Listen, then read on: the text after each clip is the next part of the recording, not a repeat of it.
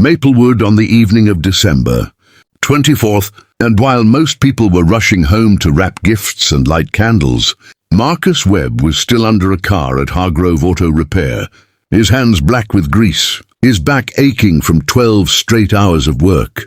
Marcus was 38 years old, a single father to his 7-year-old daughter Lily, and this job was everything.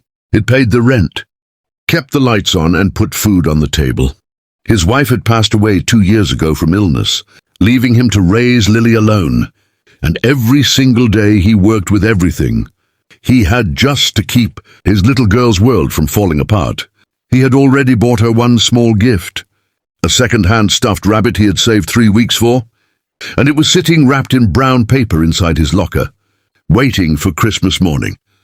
At exactly 6:45 p.m., his manager, Diana Hargrove, the owner's daughter, who had recently taken over the shop, walked in wearing her long coat and carrying her designer bag. She was known for being cold and calculated, someone who saw employees as numbers, on a spreadsheet rather than human beings with lives and struggles. She walked straight to Marcus and said, without any warmth in her voice, "Webb, I'm letting you go. Business is slow and you're the highest hourly rate on the floor.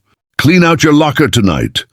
Marcus stood up slowly, grease on his face, exhaustion in his eyes, and asked if she could at least wait until after the holidays, explaining that he had a daughter at home counting on him. Diana didn't flinch.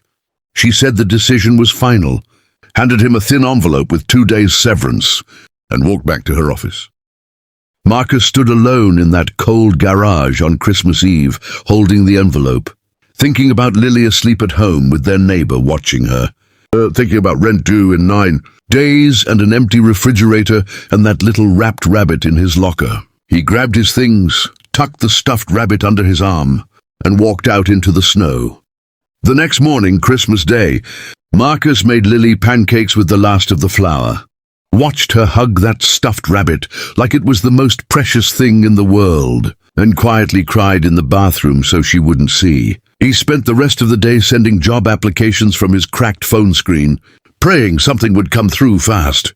Then, on December 26th, a police cruiser pulled into the parking lot of Hargrove Auto Repair. Officer Sandra Reyes stepped out, a well-known figure in Maplewood, respected for her fairness and her deep roots in the community.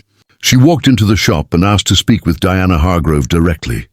The other mechanics exchanged nervous glances. It turned out that Officer Reyes had grown up 2 streets away from Marcus, had known his late wife, and had heard through a neighbor what had happened on Christmas Eve.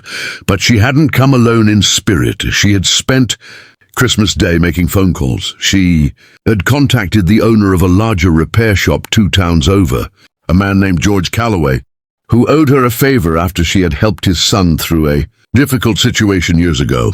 She had also reached out to the local news station's community desk. She didn't come to arrest anyone. She came to deliver a message.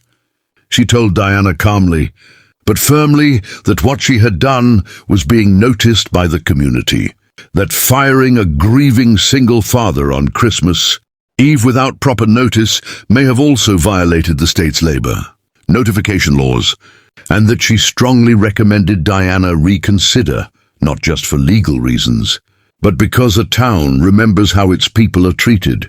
Diana, faced with the calm but unmistakable weight of accountability, agreed to provide Marcus with a full month severance and a strong written reference. But the story didn't end there. George Calloway called Marcus that same afternoon and offered him a full-time position with better pay, benefits, and stable hours.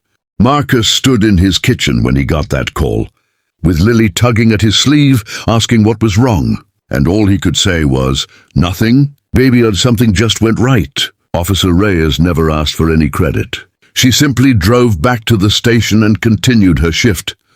Sometimes the most powerful thing in the world isn't a grand gesture. It's one person who decides to show up, make a call, and refuse to look away. If this story touched your heart, please like, share, and subscribe to our channel Kindness True Stories, where we bring you real tales of courage, compassion, and the goodness that still exists in this world.